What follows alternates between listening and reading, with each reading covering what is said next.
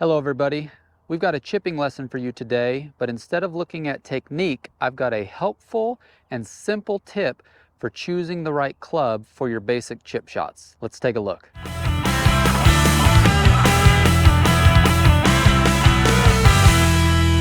Before we get started, I want to say thank you for watching this video. If you like the channel, please subscribe. And if you like the video, please click the like button. I also do swing evaluations on Skillest, and if you follow me on the Skillest app, you can get your first swing evaluation for free. The link to my Skillest profile is going to be in the description below. So I learned this method of club selection back when I first started playing golf, and I've been using it to some extent my entire golf career. It doesn't give you exactly what club you need to use. There's no method that's going to give you exactly what club you need to use. But the beauty of this method is that it gives you a great foundation and a great baseline to make a decision on what club you should be using for your chip shots and pitch shots. So I've got a sand wedge in my hand, and I've chosen a target about 2 feet on from the edge of the green. And that's typically what target I pick out for any type of shot.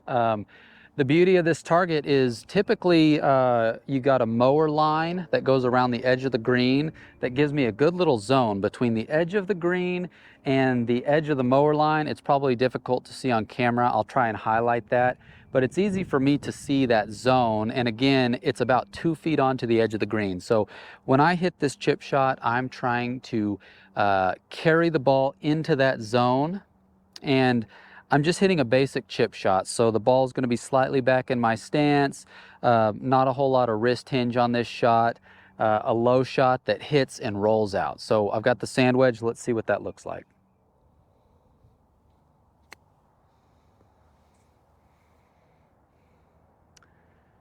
Okay, so there's my sand wedge chip, pretty basic chip. I landed it in the zone that I wanted to land it. I did measure from this point to my landing zone was about 6 yards, and I'll measure this in a minute, but as you can see, it rolled out about 6 yards. From the landing zone to where the ball ended up was another 6 yards. So when I talk about ratios of carry to roll, my sand wedge, 56-degree sand wedge, was about a 1-to-1 ratio. So the ball flew 6 yards, it carried 6 yards, and then it rolled out 6 yards. Now, let's say that I was 8 yards away from my carry zone and I flew the ball 8 yards. Well, I would expect it to roll out 8 yards. So that's not exact in all circumstances, but for the most part, when I have a flat lie and a flat medium speed green, I'm going to see about a 1-to-1 ratio with my 56-degree sand wedge.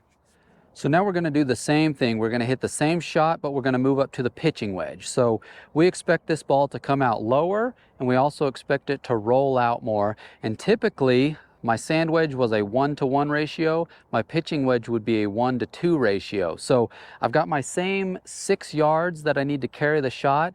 And because it's my pitching wedge and it's a 1-to-2 ratio, I expect this to roll out 12 yards. Let's see what happens.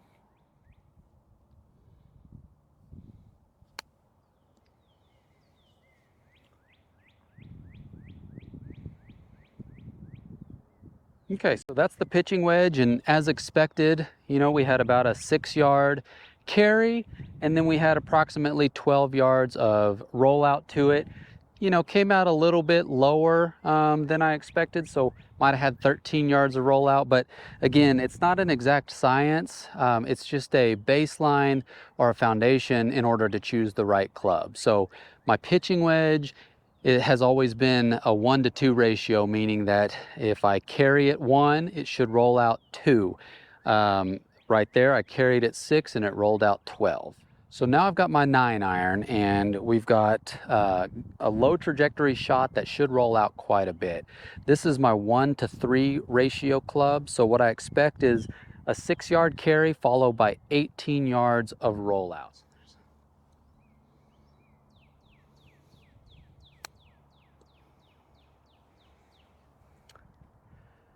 Okay, so there's the 9-iron. Again, carried it about 6 yards, and then we had about 18, maybe 20 yards of rollout. So that's what I would expect from my 9-iron, which I use as my 1-to-3 ratio club.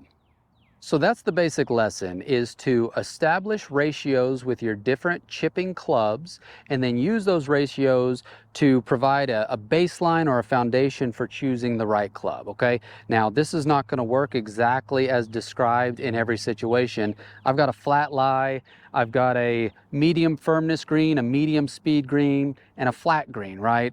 If this was uphill or on a really firm green, things would be different, but at least I've got that baseline to try to make that decision. If this was way uphill, then I would probably up my club. So if I was going to hit a 9-iron, I might hit an 8-iron, knowing that the ball is going to slow as it goes up the hill.